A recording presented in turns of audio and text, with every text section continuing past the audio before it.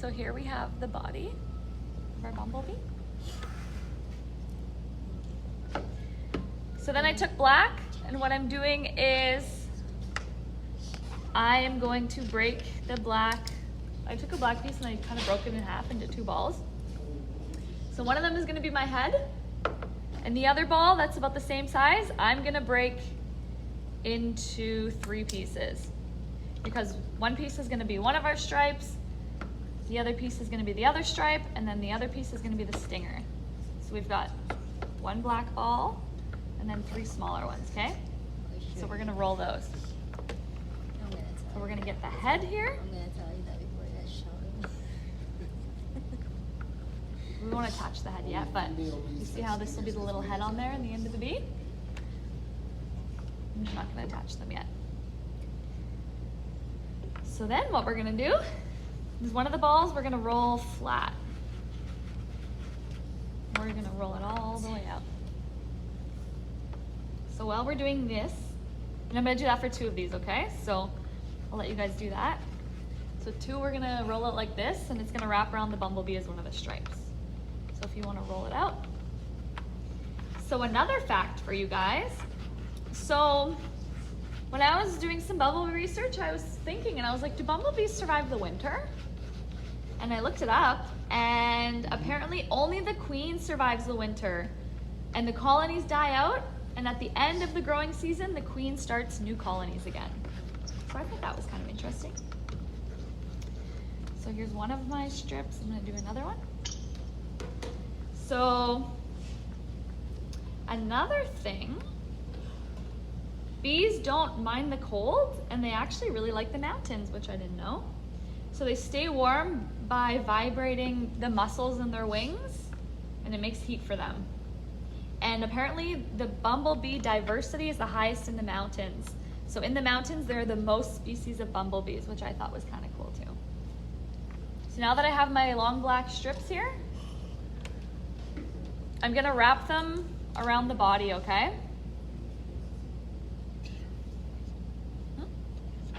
Pardon? Oh, you have one. Yeah. So I'm gonna wrap one around the body, and then I'm gonna kind of just like flatten it down there, okay? Use the yellow one. Dennis, use the yellow one. Yellow. See how I flattened it around there? I don't know if you guys can see that, but. So there's one stripe, and then I'm gonna put the other one there and just make it nice and flat so it stays on there good. Okay, if I'm going too fast, just let me know, okay guys?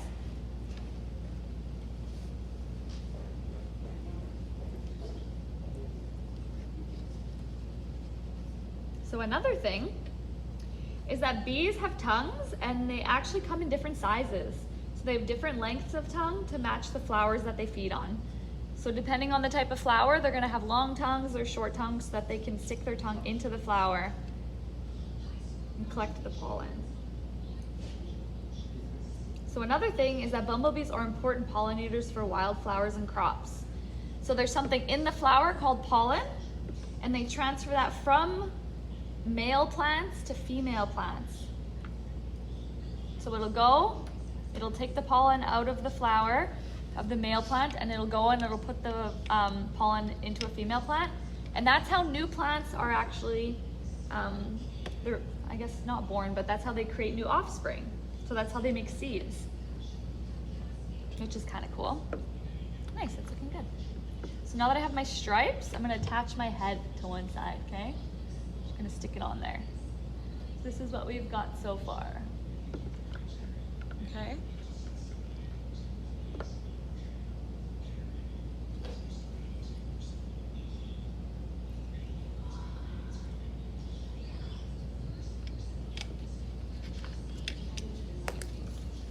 So I have this so far.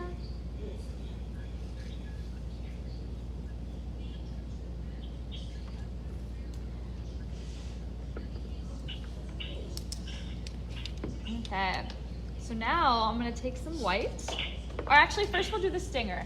So I'm gonna roll the other black piece out a little bit, and then I'm just gonna point the end of it because it's really sharp. And another thing about bumblebees is bumblebees will only attack if they feel threatened. It's the only time. They're not just out to sting you. Only if they feel threatened or scared, then they'll attack you and sting you. I'm just gonna stick that in the end there. There, he's got his sharp stinger. Watch out, that looks sharp. Wouldn't want to get stung by that. Nice, looks good. Okay, so next what we're gonna do is I'm gonna get 2 little small white pieces that will work as eyes. And then 2 kind of medium-sized balls that we're gonna turn into wings. So I'm gonna roll those 2 medium-sized balls so that we can get some wings here, okay? Am I going too fast, or are you guys doing good so far? Yeah? Perfect.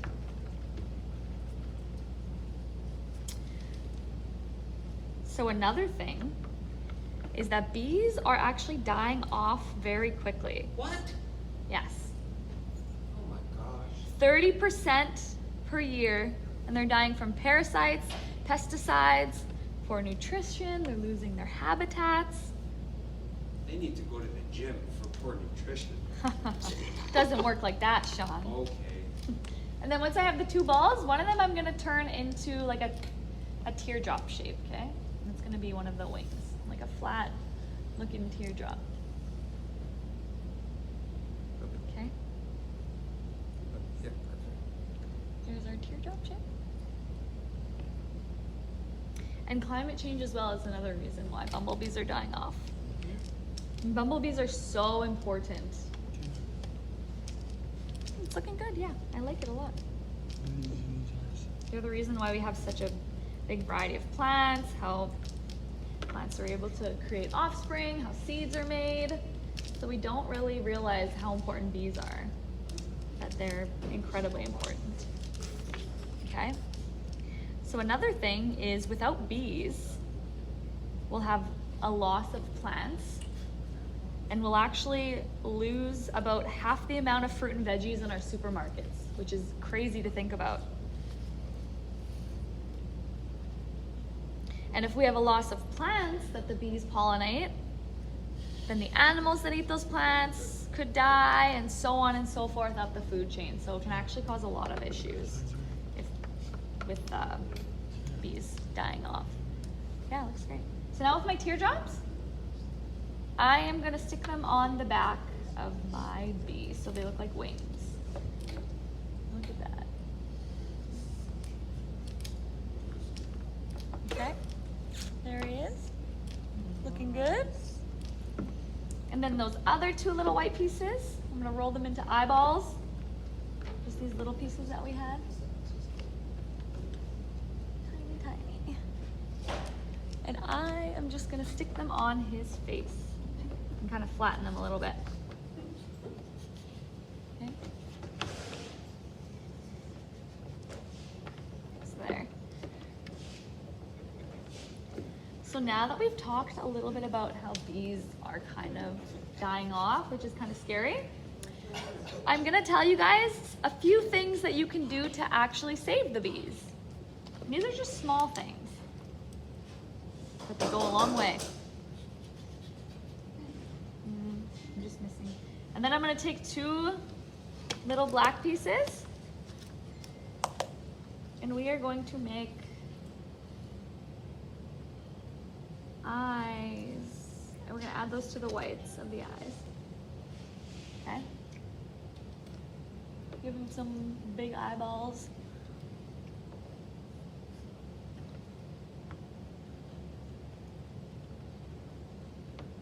So some things, I'll wait for you guys to catch up there, and then we'll make a flower for our bee to sit on, for our bee to pollinate.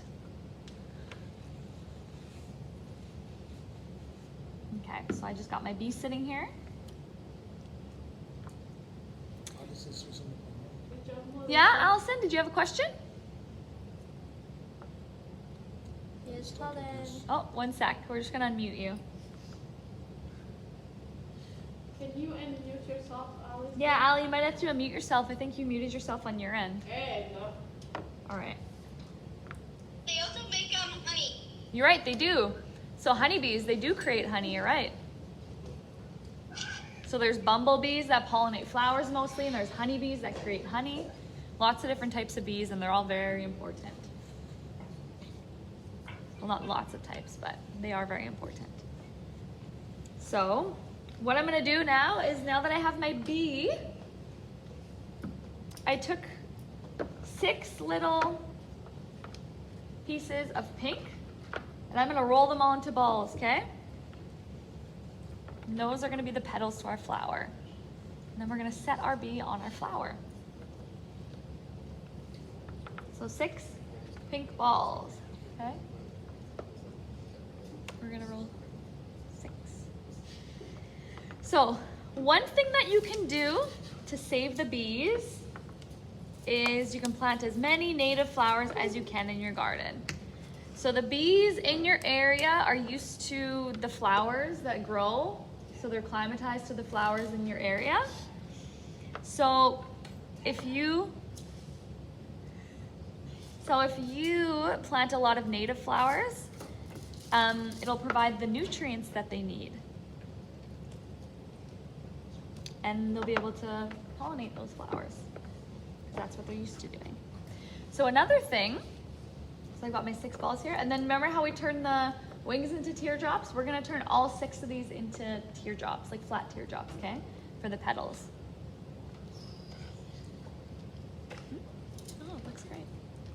So another thing is, if you leave a dish of water out with a cork in it or a stone or a twig, it is something for the bees to land on and they can drink some water. So bees are actually kind of clumsy.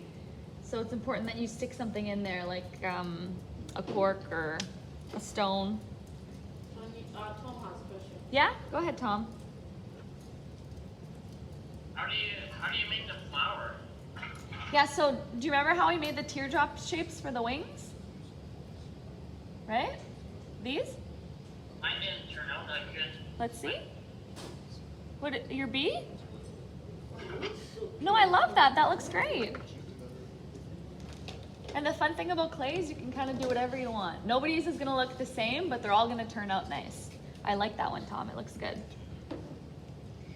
And Dennis has got his here. I'll show you Dennis's. See? Dennis's flower has lots of petals, but look, it looks really good. Done. Everybody's is gonna look a little bit different. There will be more clay next week. Yeah? Okay, so we'll make sure to send some. Black Okay. and other colors. Okay, sounds good. I'll make a note and we'll send you some more. So I'm gonna make all these teardrop shapes. So another thing about adding water to your garden, having a little plate out for bees, is make sure that you don't add sugar to the water. So it's actually a myth that sugar water is good for bees. Just normal water is what they need to stay hydrated, not sugar water.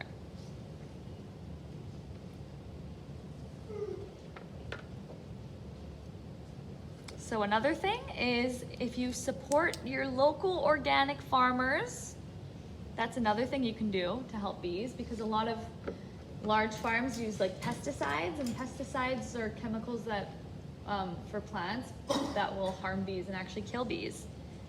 So by buying fruits and veggies from stores, farmers that live in the area that don't use those chemicals, you're actually a small step towards helping the bees.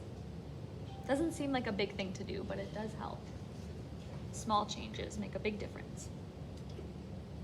So another thing is, if you have a garden in your yard, you can build a bee hotel.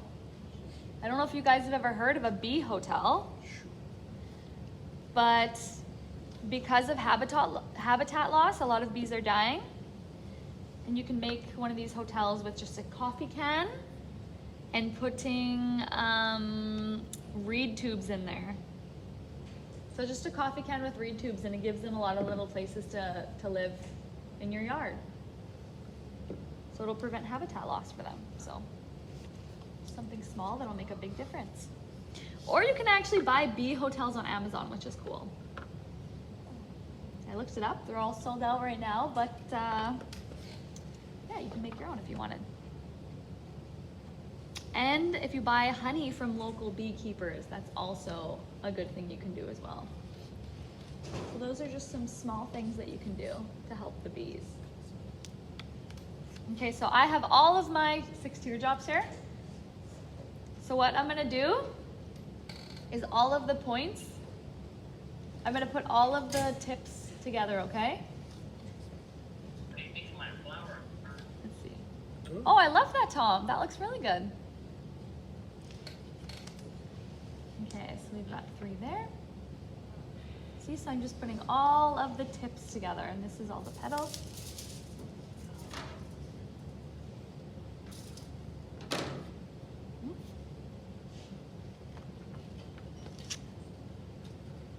So we just kind of have to shove them together here so they stick really good, or overlap them a little bit. That helps. And then we'll add a middle to it so that you don't really see the overlapping. So I have them all there. And then I just took a little tiny black piece and I'm flattening the circle, and I'm going to stick it in the middle, the center of our flower.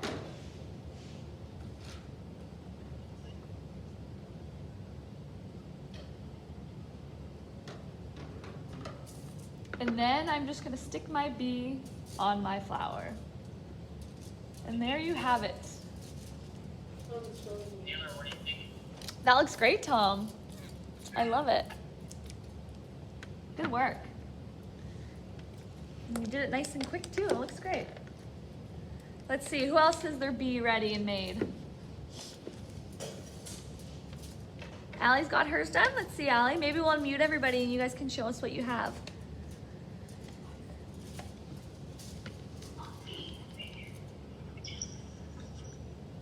See, Taylor? Oh, you gotta tilt the camera down a little bit. Let's see. A little bit more. Nice, that looks great. Good work. Thanks. You're welcome. You guys are really good with the clay, hey? When you guys come back, we'll have to do a lot of clay stuff because I actually love this a lot. It seems like you guys are enjoying it too. When I ever come back. Whenever you come back. Soon, hopefully soon though. Let's see, who else has theirs done? Oh, who's showing me in the corner? Darren? Darren, that looks wonderful. Oh, look at Mel's. I love that. That's really nice. I love all these googly eyes on these bees. They look really great. Oh, Barbara, that one looks really nice too. Barbara, can you unmute yourself? I cannot unmute you now. There you go. Melissa is showing her painting. Thank you. Oh, Melissa, I like the painting that you did. Joanne, did you finish yours? Let's see. Lift it up a little bit. Let's see what you have. Oh, we have Leanne there too. Joanne, do you want to lift it up a little bit to the camera so I can see? You might have to just hold it up like this a little bit. Put it on your hand and hold it up. Nice. Oh yeah, that looks really good. Good job, Joanne. I love that, Joanne. I know, look at Mel's just buzzing towards the screen. Taylor, Melissa did on the paper, so she's showing me. Good job, Mel. Yeah, Melissa, that's great. I know, look at Mel's just buzzing right in front of the screen. Careful or Sean might squish it. He already squished my other one. He's gonna think it's real. Freak me out. See, I love learning about bees, but when I encounter a bee in person, oh, I just can't do it. Guys, these look wonderful. You guys are really good with the clay. And I love these classes. They're a lot of fun. So I hope you guys enjoyed this. I'm going to pass you over to Gentile now, okay? And I'll see you guys tomorrow. Afternoon. Or in the afternoon for 2 o'clock chat. Sorry, 2 o'clock chat. 1 o'clock. Okay, bye guys. Bye, Melissa.